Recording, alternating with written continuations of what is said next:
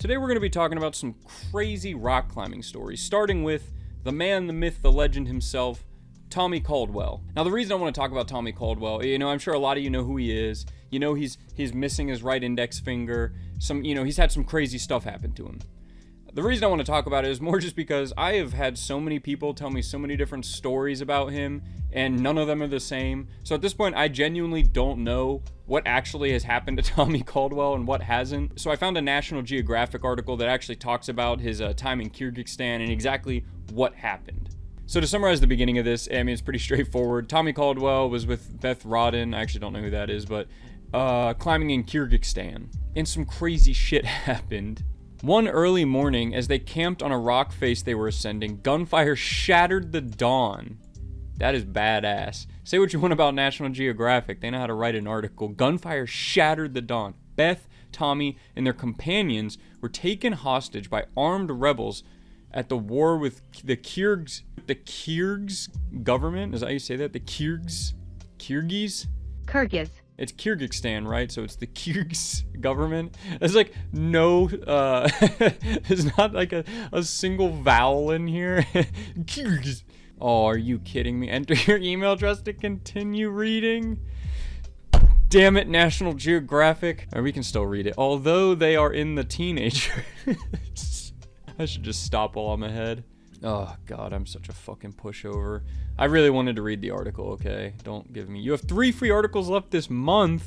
So basically what happens is this handful of soldiers captures Tommy Caldwell and his team and want to keep them hostage, I guess. Maybe use them as a bargaining chip. I don't know. But they also have a Kyrgyz soldier with them as well. I guess, is it not Kirgizstani? I guess that sounds way worse. Guys, the Afghanistanis. At one point, 3 of the rebels go away, leaving a lone man in charge of the captives as they climb a steep ridge. Now, it's important for the story that this one soldier that's left in charge of Tommy and his crew, he's not a rock climber, right? So he's a little shooken up. Like, he might know these mountains, but he doesn't know rock climbing. Tommy Caldwell says, our captor sees that the hillside is easing off and he starts to run ahead. He has been really scared this whole time on this cliff because he's not a climber. So I asked Beth if she thinks I should do this. So I ran up behind him and grabbed him by his gun strap and pulled him over the edge. We were probably 2,000 feet above the river, but it's a cliff that's pretty sheer. We saw him fall 20 feet, bounce off this ledge, and then fall basically into the black abyss below. How crazy is that? I think there's a lot of rock climbers out there that don't know this about Tommy Caldwell. I think there's probably more people that know Tommy Caldwell that don't know that this happened. That's absolutely insane. Like, rock climbing aside, this guy needs to be in like special forces or something. You know those like Uncle Sam posters where he's like pointing and his forearm is just enormous and he's like, I want you. And he's trying to, recruit you for the military. Tommy Caldwell's the type of person Uncle Sam's looking for. Several miles and several hours later, exhausted and frightened, the hikers finally stumbled into an army camp and safety. The man that Tommy Caldwell thought he had killed survived the fall, only to eventually be captured by the Kyrgyz soldiers and sentenced to death. Kind of a happy ending and then kind of a sad ending. Out of the frying pan and into the fire. Now, if you were waiting to find out how Tommy lost his finger, you're probably surprised to hear that nothing happened in this story. That's because you might be like me and have heard that he lost his finger in this ordeal. I've had like multiple people tell me that at some point during this kidnapping, Tommy had his finger shot off. I heard he had it cut off. I heard that he got it stuck like in the 127 hours, whatever the movie's called, and had to like rip it off. That is actually not the case. He still had all his fingers when this happened. It was actually a home injury where Tommy Caldwell lost his finger. What actually had happened was Tommy was at home working with the table saw and he accidentally cut off his finger. And I guess they weren't able to like successfully reattach it. So he ended up just going out and climbing 515B with 9 fingers. Now our next story is about a mountain climber named Eric Shipton. Now a lot of people have climbed Everest. There are a lot of legends of Everest, a lot of legends in mountain climbing in general. But what makes Shipton so legendary is the discovery of Bigfoot. So one day while Eric Shipton was exploring Everest, right, trying to find new fun trails to climb or whatever, he found this, which he believes to be the footprint of a Yeti. Whether you know them as Yetis or abominable snowmen, these ape-like creatures are undeniable kings of snow-dwelled cryptids. Similar to the North American Bigfoot, the Yeti is said to be a solitary creature who roams the snowy mountains of the Himalayas. The first thing I'm going to say about this is this Yeti needs to work on its posture. It's really heel-heavy, as you can see here with its walking. Its toes should, be equally distributing weight between its heel and its toes. Otherwise, it's going to start developing arch problems. I'm not a doctor or anything, but I do know a lot about Yetis. And also, do I really think that this is the footprint of a Yeti or that Yetis exist? Absolutely. It's probably the same one that was in that TikTok recently that everybody was freaking out about. There's a person standing there. No, it's not. Dude, have you seen what I've seen right now? He's got to be like 70, 80 years old at this point. This was just when he was a baby, so his feet were smaller. But now he's full grown, and, the government's trying to hide him from us. This dude, Daniel Taylor, was so excited about the photographs that he's been looking for this Yeti for 60 years. And according to this article, he found it. Oh my god. So basically what it turned out to be was a tree bear. I guess a specific type of bear. This is a picture of it. It's a really weird looking bear, but this is the tree bear. And it has opposable thumbs, I guess, so it can grab, what does it say? Bamboo. So it can eat bamboo. Kind of disappointed it's not a Yeti, though. I still think it's the giant from the TikTok. So next I wanted to go through, climbing.com has this series called Unbelievable. Pretty cool. And it's just stories, I guess, once a week. I guess they discontinued it in, 2017. But they're just stories that people tell about rock climbing stuff, and, we're going to go through some of them, see if there's some juicy ones. She forgot that climbing can be deadly and texted while belaying. Got her phone out. We spent a long weekend in... Are you kidding me? Another one of these. Bohuslan. 20 meters from the ground, the young climber was on an adjacent route. His younger sister belayed. I looked down to see her with the cell phone in one hand.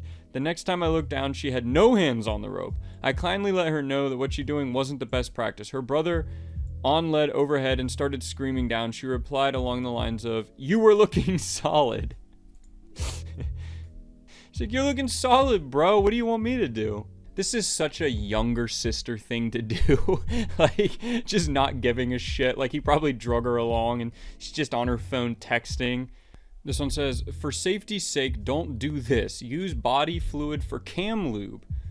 The trigger on one of my cams was stuck. My partner asked to see the cam, turned around, and then I heard a tinkling noise." He was peeing on the cam head. I thought he was gonna, when I saw the title, it says, use body fluid for cam lube. I thought he was gonna spit on it. He peed on it? I don't see what the problem is. He did you a favor. You said it needed to be lubed up. There's some crazy people out on the crag, I'll tell you what.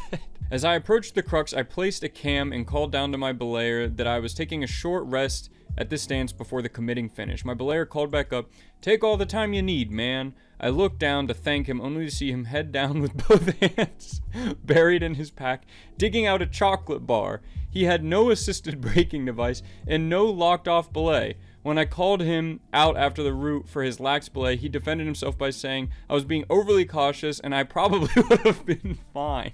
Every belayer is different, to be fair. If he didn't get his chocolate, he might have ran out of energy and not been able to belay you anymore. So maybe you should be thanking him for providing no safety whatsoever. I was projecting a sport route outside and had just reached the crux. I was preparing for the move, a dyno around the lip of a roof to a bad hold. Let's go. I already like this story. When I heard a cheerful hello, I looked down and saw that someone was climbing underneath me on an adjacent route. The climber was so close that I could touch her, but had no idea that this was unsafe. I was looking at a 15-foot fall, landing on her and taking her with me. Should have just done it on purpose. My arms were so close to giving out that I didn't have time to think. It probably wasn't the best idea, but I was panicked. I went for the dyno. By some miracle, I stuck it. Meanwhile, the climber continued her route, none the wiser. Hey, whoever wrote this, Kevin Corrigan, welcome to the Church of Dinology, brother. I respect you. Now, we all love a good crazy story about rock climbing. They're always fun. But there's one thing that's more fun than that. Dinos. We got 2 new posts this week in the Church of Dinology. It looks like this one was posted twice, or maybe just 2 different ones.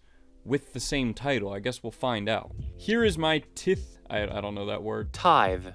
There are so many words that I have not known today. I don't know what's going on. Here is my teeth to the church. In return, I expect dinos to appear in my gym within 3 to 5 business days. That is typically how it works. Otherwise, find a better gym.